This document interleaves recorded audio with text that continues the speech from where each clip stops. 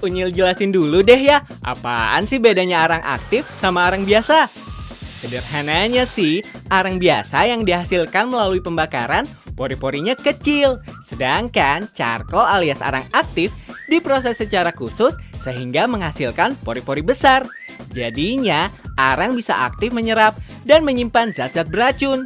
Oh iya sobat, arang itu bisa dibuat dari berbagai jenis kayu. Kayak yang ada di Wajak, Kabupaten Malang ini nih. Dibuatnya dari kayu kelengkeng dan kayu rambutan.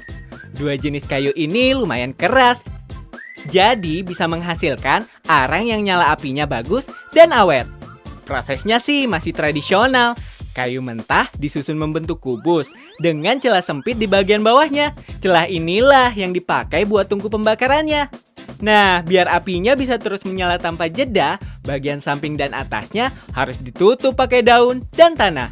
Butuh waktu sekitar 3 hari nih sobat, sampai kayunya bisa jadi arang kayak gini. Buat ngecek kualitasnya, tinggal dipatahin aja satu-satu. Kalau udah kering, arang siap dipasarkan. Tapi tadi itu masih arang biasa ya. Kalau untuk arang aktif, prosesnya masih panjang nih sobat. Selain menggunakan arang kayu, bahan bakunya juga bisa dari batok kelapa, bambu, sampai batu bara. Wih! Tapi yang paling pas sih batok kelapa ya. Soalnya gampang didapat. Jumlah porinya 50% lebih banyak dan ramah lingkungan pula. Kalau batu bara jangan deh, soalnya harus nunggu jutaan tahun dulu. Udah gitu, karakteristiknya juga beda loh. Di Serang, Banten, ada nih pabrik yang mengolah arang batok jadi arang aktif.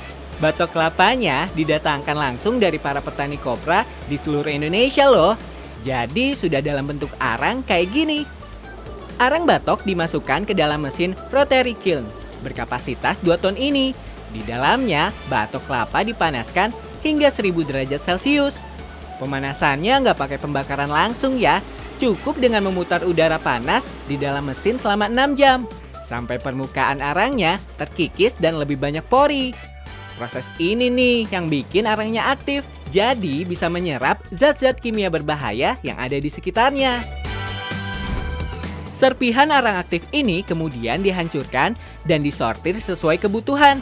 Ada yang bentuknya pelet dan bentuk granul. Terus, kalau mau yang bentuknya bubuk, ada proses tambahannya lagi. Arang aktif dihancurkan pada mesin yang kerjanya mirip blender. Keluar-keluar, udah jadi bubuk deh.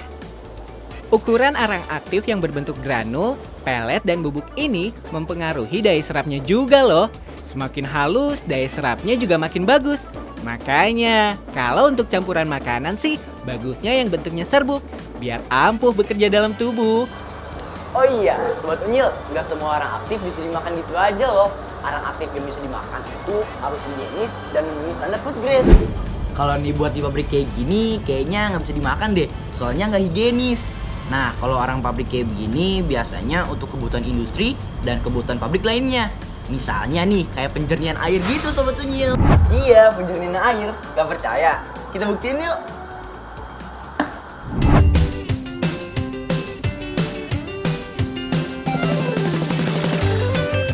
Oke, kita tetesin dulu iodin ke dalam gelas ya.